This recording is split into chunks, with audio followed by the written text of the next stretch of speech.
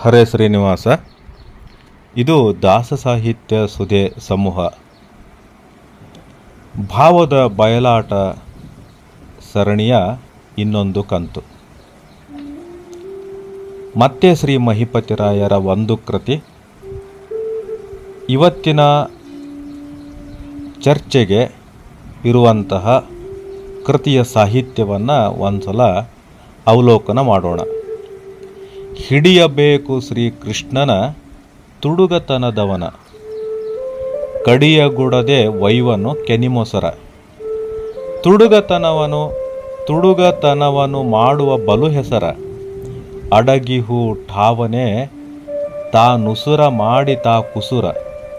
ಬಿಡಬಾರದು ಕಣ್ಣಿಲೆ ಕಟ್ಟಿ, ಬಿಡಿಸಿಕೊಂಬುವ ಇವ ಬಲು ಜಗಜಟ್ಟಿ. ಅಡಗಿಸಿಕೋಬೇಕು ಗಟ್ಟಿವಿಡಿದು ಮನ ಮುಟ್ಟಿ, ಸಾಧಿಸಿ ಸದ್ಗುರು ದಯ ಕರುಣದಲ್ಲಿ. ಭೇದಿಸಿ ಹಿಡಿಯೋ ಮಹಿಪತಿ ಸುಮನದಲ್ಲಿ, ಒದಗಿಟ್ಟುಕೋ ನೀ ಹೃದಯದಲ್ಲಿ. ಇದೇ ನೋಡನುದಿನಲಿ. ಇಷ್ಟು ಸಾಹಿತ್ಯ. ಇದು ಶ್ರೀಕೃಷ್ಣನ ಬಾಲಲೀಲೆ. ಹೇಳಿ ಕೇಳಿ ಕೃಷ್ಣ ತುಡುಗ್ ತಂದವ, ಅದಕ್ಕಂತಲೇ ಅವನನ್ನು ಹಿಡಿಬೇಕು. ಏನೆಲ್ಲ ಮಾಡ್ತಾನಂತನ್ರಿ ಅವ. ಇನ್ನು ಕೆನಿ ಮೊಸರ ಕಡ್ದಿಲ್ಲ, ಕಡ್ದಾಗ ಅದು ಬೆಣ್ಣೆ ಬರ್ತದ. ಬೆಣ್ಣೆ ಮಾಡೋಕ್ಕಿಂತ ಮುಂಚೆನೇ ಕಡಿಯಗೂಡದೆ ವೈವನು ತುಡುಗ್ ಮಾಡ್ಕೊಂಡು ಒಯ್ದು ಬಿಡ್ತಾನೆ. ಯಾಕಂದ್ರೆ ತುಡುಗ್ತನಕ್ಕೆ ಅವನದು ದೊಡ್ಡ ಹೆಸರದ, ಎತ್ತಿದ ಕೈ ಅವಂದು. ತುಡುಗು ಮಾಡ್ಕೊಂಡು ಹೋಗ್ತಾನ, ಎಲ್ರಿ ಒಂದು ಕಡೆ ಅಡಗ್ಕೋತಾನ. ಅಡಗಿಹು ಠಾವನೆ, ಠಾವಂದ್ರೆ ಸ್ಥಳ. ಅಡಗ್ಕೋತಾನ, ಅಡ್ಕೊಂಡು ಅಲ್ಲಿ ಮಣ್ಣು ಬಿದ್ದಿರ್ತದ, ಮಣ್ಣಿರ್ತದ. ಉಸರ ಅಂದ್ರೆ ಬರಡು ಮಣ್ಣು ಅಂತ ಅರ್ಥ. ತಾನು ಉಸರ ಮಾಡಿ ತಾ ಕುಸುರ, ಮಣ್ಣು ತಗೋತಾನ, ಸೂಕ್ಷ್ಮವಾದ ಏನರೇ ಕೆಲಸ ಮಾಡ್ತಾನೆ. ತಾರ ತಿಗಡಿ ಮಾಡೋದು ಅಂತಾರಲ್ಲ, ಹಂಗೆ ಮಾಡ್ಕೋತ ಕೂಡ್ತಾನೆ. ಹೀಗಾಗಿ ಇವನನ್ನು ಕಟ್ಟಬೇಕು. ಇವನ್ನ ಎದರ್ಲೆ ಕಟ್ಟಬೇಕು? ಹಗ್ಗದ್ಲೆ ಕಟ್ಟಬೇಕು. ಇವನ್ನ ಬಿಡಬಾರ್ದು. ಇವನ್ನ ಹಗ್ಗದ್ಲೆ, ಕಣ್ಣಿಲೆ ಕಟ್ಟಬೇಕು. ಅವನ ಕಣ್ಣಿ ಅಂದ್ರೆ ಹಗ್ಗ. ಯಾಕೆ ಹಗ್ಗ?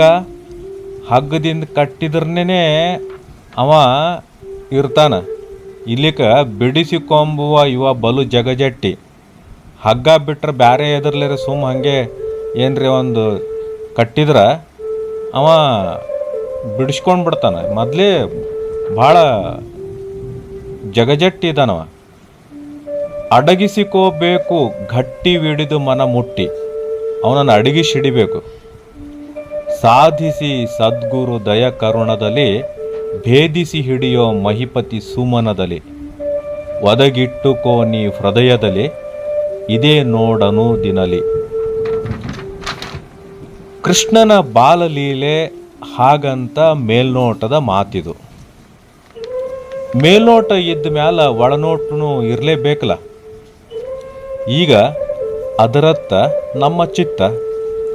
ಇದಕ್ಕೆ ಅಚ್ಯುತನ ಚ್ಯುತಿ ಬಾರದಿರಲಿ. ಹಿಡಿಯಲು ಹೊರಟಿದ್ದೆ ಅಚ್ಯುತನನ್ನು. ಹೆಂಗಂತೀರೇನು? ಹೆಂಗನ್ನೋದು ಆಮೇಲಿನ ಮಾತು. ಯಾಕೆ ಹಿಡಿಬೇಕು ಅವನನ್ನು? ಯಾಕಂತಂದ್ರೆ ಕಡಿಯಗುಡದೆ ವೈವನು ಕೆನಿ ಮೊಸರ. ಕಡಿಲಾರದ ಕೆನಿ ಮೊಸರಿತ್ತು, ಕಡಗೋಲ್ ತಗೊಂಡು ಕಡಿಬೇಕಾಗಿತ್ತು. ಇನ್ನ ಕಡ್ದಿಲ್ಲ, ಆಗ್ಲೇ ಅದನ್ನು ಒಯ್ಯಾವಿವ. ಹಿಂಗ ಅನೇಕನು ಮೊದಲಿದ್ದುಲ್ಲ ಅನಾದಿಯಿಂದ. ಅವುಗಳನ್ನು ಒಯ್ದವನು ಅವನೇ ಅಲ್ಲ, ಅನಾದಿಯಿಂದ ಇದ್ದ ಜೀವರನ್ನ ಒಯ್ದು ಸೃಷ್ಟಿಗೆ ತಗೊಂಬಂದ. ಅವನದು ಇದಕ್ಕೆ ಎತ್ತಿದ ಕೈ. ಅದಕ್ಕೆಂತಲೇ ಬಲು ಹೆಸರ ಪದ ಪ್ರಯೋಗ. ಇನ್ನೊಂದು ರೀತಿಯಿಂದ ನೋಡಿದ್ರೆ ಈ ಶಬ್ದ ಬಲು ಅಂದ್ರೆ ಬಹಳಷ್ಟು, ಒಯ್ದವಾಗ ಸಾವಿರಾರು ಹೆಸರುಗಳು. ಅಡಗಿಹು ಠಾವನೆ ತಾನುಸರ ಮಾಡಿ ತಾ ಕುಸುರ. ತಾವಂದ್ರ ಸ್ಥಳ. ಕೃಷ್ಣ ಎಲ್ಲೆಲ್ಲಿ ಅಡಗಿಕೊಂಡಿದ್ನೋ ಅಲ್ಲಿದ್ದ ಮಣ್ಣನ್ನು ಬಳಸಿ ಸೂಕ್ಷ್ಮವಾದ ಕೆಲಸವನ್ನು ಮಾಡವ. ಸೂಕ್ಷ್ಮವಾದ ಕೆಲಸ ಮಾಡೋದಂದ್ರೇನು? ಕ್ರಿಯೆ ಮಾಡವ. ಏನದು ಕ್ರಿಯೆ? ಇದನ್ನು ಇನ್ನೊಂದು ದೃಷ್ಟಿಯಿಂದ ನೋಡೋಣ. ಏನು ಕ್ರಿಯೆ ಮಾಡವ? ಅನಾದಿಯಿಂದ ಇದ್ದ ಜೀವರನ್ನ ಸೃಷ್ಟಿಗೆ ತರುವಂಥ ಕ್ರಿಯೆ. ಅದಕ್ಕೇ ಪರಮಾತ್ಮನಿಗೆ 3 ಪುರುಷ ರೂಪಗಳು ಅಂತ. ಏನೆಲ್ಲ ಸೃಷ್ಟಿಗೆ ತಗೊಂಬಂದ? ಮಹತ್ತತ್ವಾದಿ ಸೃಷ್ಟಿ ಮಾಡುವ ಒಂದು ಪುರುಷ ರೂಪ ಒಂದು, ಇಡೀ ಬ್ರಹ್ಮಾಂಡ ವ್ಯಾಪಿಸಿದ ಪುರುಷ ರೂಪ ಎರಡನೇದ್ದು, ಎಲ್ಲ ಜೀವರ ಸ್ಥೂಲ ದೇಹಗಳಲ್ಲಿ ವ್ಯಾಪ್ತವಾದ ರೂಪ ಮೂರನೇದ್ದು. ಇಂಥಲ್ಲೆಲ್ಲ ಅವ ಅಡಗಿಕೊಂಡಾನ. ಇದನ್ನೇ ಶ್ರೀ ಜಗನ್ನಾಥ ದಾಸ್ ಹೇಳ್ತಾರ, ಪುರುಷ ರೂಪ ತ್ರಯ ಪುರಾತನ ಪುರುಷ. ಹಿಂಗ ಈ ಎಲ್ಲ ರೂಪಗಳಲ್ಲಿ ಇದ್ಕೊಂಡು ಭಗವಂತ ಸೃಷ್ಟಿಯನ್ನ ಮಾಡಿದ. ಅನಾದಿಯಿಂದ ಜೀವರನ್ನ ಸೃಷ್ಟಿಗೆ ತಂದ. ಸೃಷ್ಟಿಗೆ ತಂದವನು ಎಲ್ಲಿ ಅಡಗಿದ್ದ? ಬ್ರಹ್ಮಾಂಡದಲ್ಲಿ ಅವನಿದ್ದ. ಅವನಲ್ಲಿ ಬ್ರಹ್ಮಾಂಡ ಇತ್ತು. ಎರಡನೇ ನುಡಿಗೆ ಬರೋಣ. ಬಿಡಬಾರದು ಕಣ್ಣಿಲೆ ಕಟ್ಟಿ. ಅವನನ್ನು ಬಿಡಬಾರದು. ಕಣ್ಣಿ ಹಗ್ಗದಿಂದ ಕಟ್ರಿ. ಹಗ್ಗ ಯಾಕ? ಹಗ್ಗ ಬಳಸದಿದ್ರ ಅವ ಬಿಡಿಸ್ಕೊಳ್ತಾನ. ಭಾಳ ಬಲಿಷ್ಠಿದಾನವ. ಬಿಡಿಸಿಕೊಂಬುವ ಇವ ಬಲು ಜಗಜಟ್ಟಿ. ಇಂಥವನನ್ನ ಕಟ್ಟಬೇಕಾಗ್ಯದ. 3ನೇ ಸಾಲು ಇದ್ದಕ್ಕಿದ್ದಂತೆ ತಿರುವು ತೆಗೆದುಕೊಳ್ತದೆ ನೋಡ್ರಿ. ಇಲ್ಲಿ ಅಡಗಿಸಿಕೋಬೇಕು ಗಟ್ಟಿವಿಡಿದು ಮನಮುಟ್ಟಿ. ಹಿಡಿಯವನನ್ನು ಯಾಕೆ ಅಡಗಿಸ್ಕೋಬೇಕು? ಅದು ಮನ ಮುಟ್ಟಿ. ಯಾರೇ ತುಡುಗನನ್ನು ಅಡಗಿಸಿಟ್ಕೋತಾರೇನ? ಅಂದ್ರೆ ಇಲ್ಲಿ ಬೇರೇನೋ ಅರ್ಥ ಅದ ಅಂತ, ಒಳಾರ್ಥ ಅದ ಅಂತ ಅನ್ನಿಸ್ತದ. ಮತ್ತು ಮೊದಲೇ ಸಾಲದಿಂದ ಬರೋಣಂತ. ಬಿಡಬಾರದು ಕಣ್ಣಿಲೆ ಕಟ್ಟಿ. ಕಣ್ಣಿಲೆ ಪೂರ್ತಿ ಶಬ್ದ ತಗೊಂಡಿಲ್ಲ. ಕಣ್ಣಿಲೆ ಅಂದ್ರೆ ಕಣ್ಣಿನಿಂದ. ಕಣ್ಣಿನಿಂದ ಕಟ್ರಿ. ಅಲ್ಲ, ಅವನ ಕಣ್ಣಿನಿಂದ ಹೆಂಗೆ ಕಟ್ಟೋದು? ಹೆಂಗೆ ಕಟ್ಟುದು ಅನ್ನೋದನ್ನು ಈಗ ನೋಡೋಣ. ದೇಹದ ಒಳಗಡೆ ಷಟ್ಚಕ್ರಗಳವ. ಆ ಷಟ್ಚಕ್ರಗಳಲ್ಲಿ ಆಜ್ಞಾಚಕ್ರನೂ ಕೂಡ ಒಂದು. ಅಧ್ಯಾತ್ಮದ ಎಚ್ಚರದ ಕೇಂದ್ರ ಇದು. ಹಿಡಿಯಬೇಕಾದ್ರೆ ಎಚ್ಚರವಾಗಬೇಕು, ಎಚ್ಚರಿರಬೇಕು. ಆಜ್ಞಾಚಕ್ರವನ್ನು ಜಾಗೃತಗೊಳಿಸಬೇಕು. ಜಾಗೃತಗೊಳಿಸಿದಾಗ ಒಳಗಣ್ಣು ತೆರೆಯುತ್ತದೆ. ಇದೇ ಅಂತಃಚಕ್ಷು. ಅಂತಃಚಕ್ಷುವಿನಿಂದ ಹಿಡಿದಿಟ್ಕೊಳ್ಬೇಕು. ಸ್ಥೂಲ ದೇಹ, ಅನಿರುದ್ಧ ದೇಹ, ಲಿಂಗ ದೇಹ ಇವನ್ನೆಲ್ಲ ಮರಿಬೇಕು. ಮರೆತು ಒಳಗಿರುವಂತಹ ಸೂಕ್ಷ್ಮ ದೇಹ ಜಾಗೃತ ಆಗಬೇಕು. ಆ ಒಳಗಣ್ಣಿನಿಂದ ಎಲ್ಲವನ್ನ ನೋಡಬೇಕು. ಇದೇ ಉನ್ಮನ ಅವಸ್ಥೆ. ಈ ರೀತಿ ನೋಡಿದಾಗ ಅವ ಸುಲಭವಾಗಿ ಉಳಿತಾನೇನು? ಸಾಧಕರಿಗೆ ಸಾಧನೆ ಮಾಡಿದಾಗ 1 ಮಾತ್ರ ಆದಷ್ಟು ವೇಳೆ ಒಳಗೆ ಉಳಿತಾನಂತ. 2 ಮಾತ್ರ ಆದಷ್ಟು ವೇಳೆ ಅಂದ್ರೆ ಸ್ವಲ್ಪ.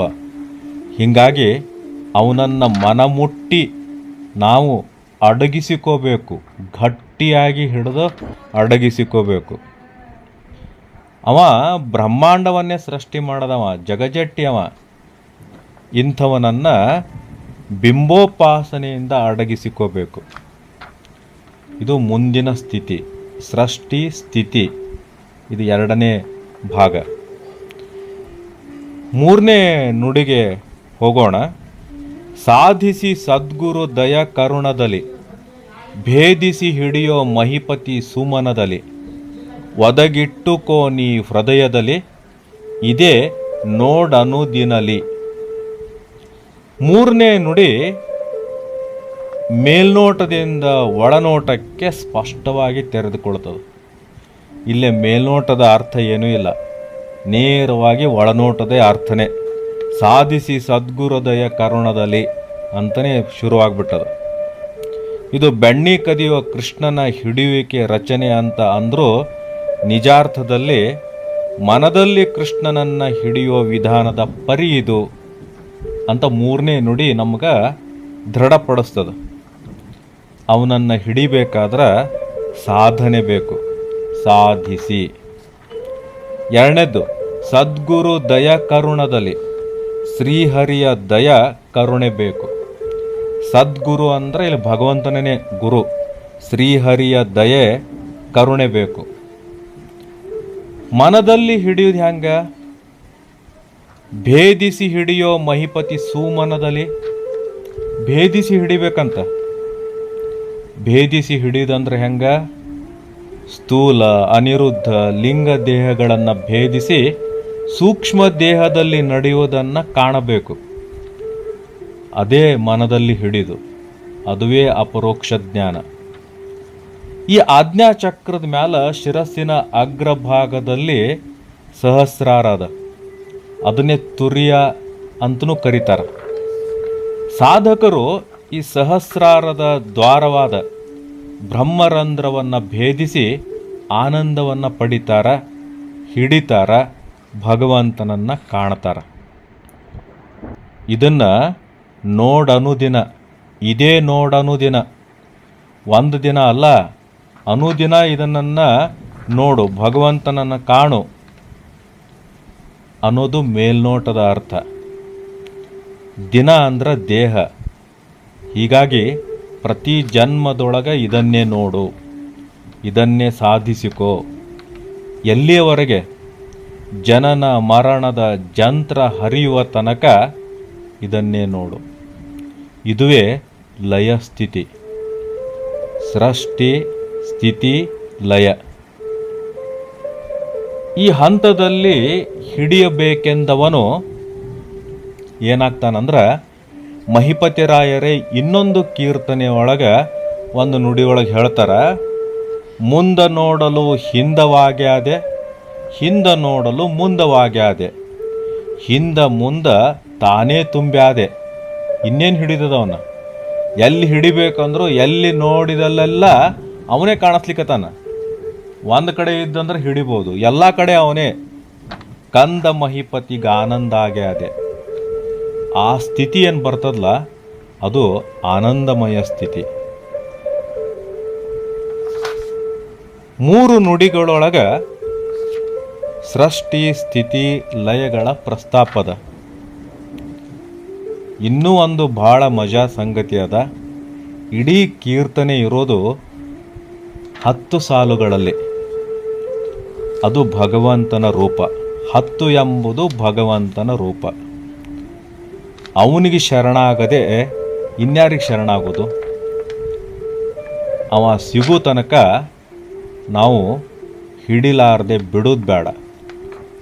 ಶ್ರೀಕೃಷ್ಣಾರ್ಪಣಮಸ್ತು.